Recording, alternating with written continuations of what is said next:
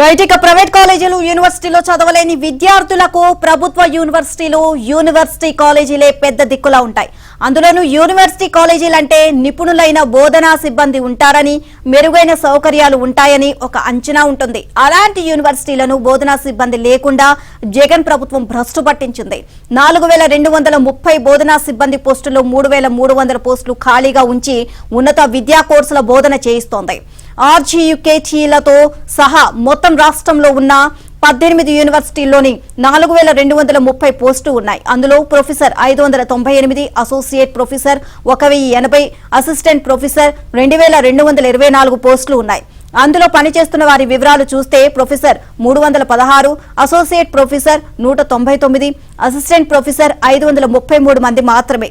3000కు పైగా పోస్టులు ఖాళీగా ఉన్నాయి. అంటే సుమారు 80% పోస్టులు ఖాళీగా ఉంటే 20% పోస్టులు లేని బోధనా సిబ్బంది పనిచేస్తున్నారు.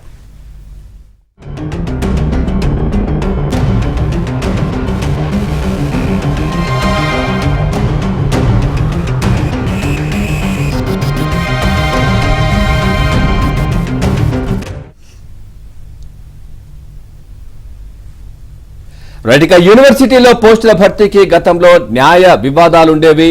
ఆ వివాదాలు ఈ ప్రభుత్వంలో పరిష్కారమయ్యాయి. వెంటనే ఆ పోస్టులు మొత్తం భర్తీ చేస్తామని ప్రభుత్వం కూడా ప్రకటించింది.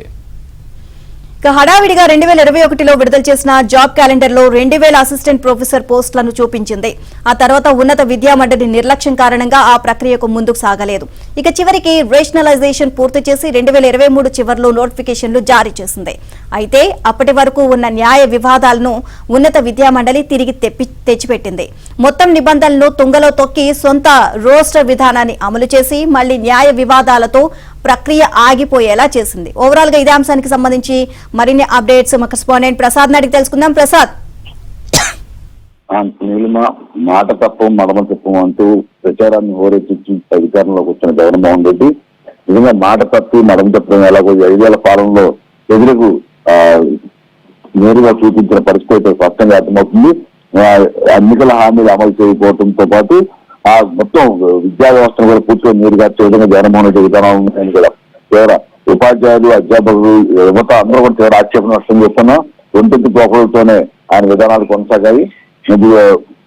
పోస్టు భర్తీ అన్నారు, జాబ్ క్యాలెండర్ అంటూ ప్రసంగాలు వచ్చిన 5 ఏళ్లలో పూర్తిగా పోస్టు భర్తీ చేయలేదు. జాబ్ క్యాలెండర్ భర్తీ ఉద్యోగాలు కూడా ఇవ్వలేదు. ఇప్పుడు ఉన్నత విద్య విషయంలో కూడా జగన్మోహన్ రెడ్డి రాజకీయాలకు చాలా మంది కూడా బలైపోయిన పరిస్థితి కనిపిస్తా ఉంది. పోస్టుల భర్తీ విషయంలో 2 సార్లు నోటిఫికేషన్ ఇచ్చి అమలు విషయంలో మాత్రం మర్చిపోవడం జగన్మోహన్ రెడ్డి సహజంగా మారిపోయింది. ఇప్పుడు అదేవిధంగా ఖాళీగా ఉన్న పోస్టులు భర్తీ చేస్తామంటూ ఎన్నికల సమయంలో చెప్పినప్పుడు కూడా ఈ 5 ఏళ్లలో వాటి గురించి పట్టించుకోకుండా ఒకవేళ అమలు చేయాల్సి వస్తే న్యాయ వివాదాల పేరుతో అసలు విషయాన్ని పక్కదారి పట్టించే విధంగా జగన్మోహన్ రెడ్డి వైఖరి కొనసాగింది.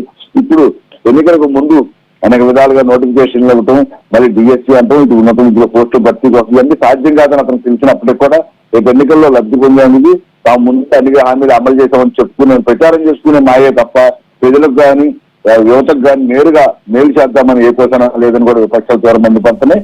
యూనివర్సిటీలో ఏమైనా ఖాళీలు ఉన్నప్పటికీ కూడా వాటిని అమలు చేయకపోగా మరి ఎవరిని ప్రశ్నిస్తే వారిపై ఎదురుదాడి చేసే విధానాన్ని జగన్మోహన్ రెడ్డి కొనసాగిస్తా ఉన్నారు. అందుకే ఈ 8 అంశాలకు సంబంధించిన జగన్మోహన్ రెడ్డి తప్పకుండా బుద్ధి చెబుతామని కూడా యువత